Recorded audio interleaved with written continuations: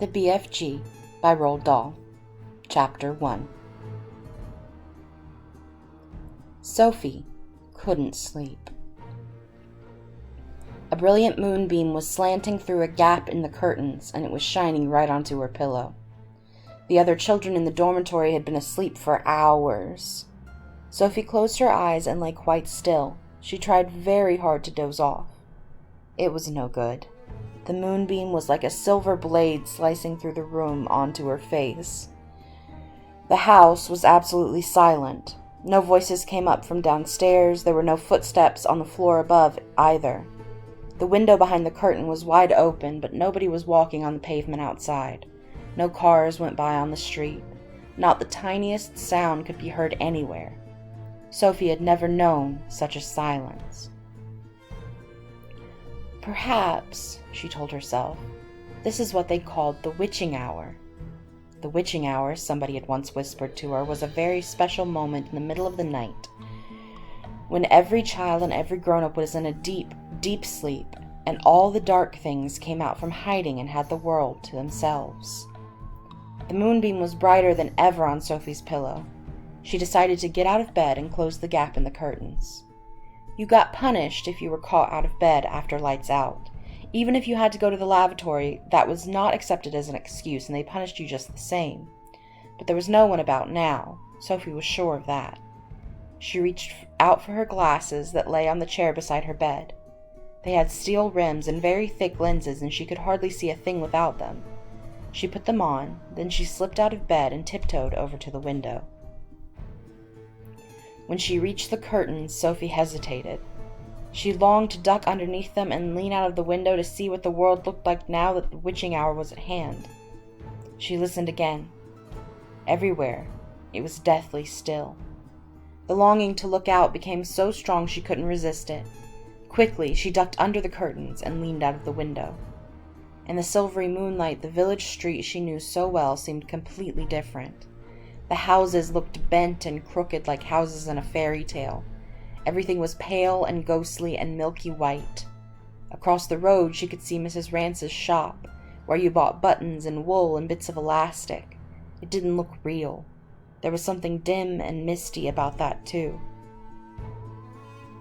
Sophie allowed her eye to travel further and further down the street, and suddenly she froze.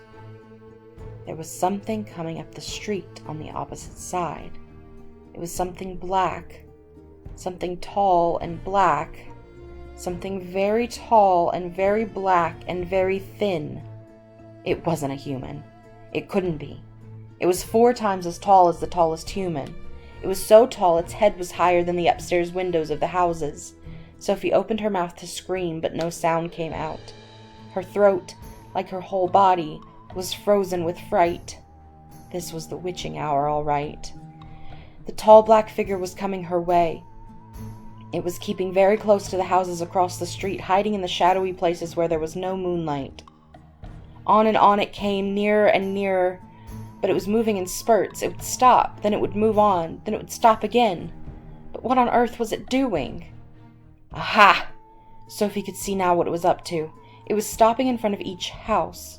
It would stop and peer into the upstairs window of each house in the street. It actually had to bend down to peer into the upstairs windows, that's how tall it was. It would stop and peer in, then it would slide on to the next house and stop again and peer in, and so on all along the street. It was much closer now, and Sophie could see it more clearly. Looking at it carefully, she decided it had to be some kind of person. Obviously, it was not a human, but it was definitely a person. A giant person, perhaps. Sophie stared hard across this misty moonlit street. The giant, if that was what he was wearing a long black cloak. In one hand he was holding what looked like a very long, thin trumpet. In the other hand, he held a large suitcase.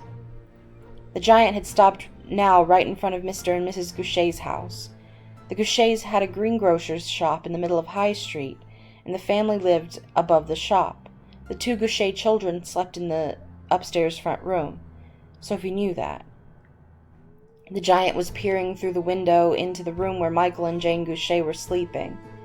From across the street, Sophie watched and held her breath.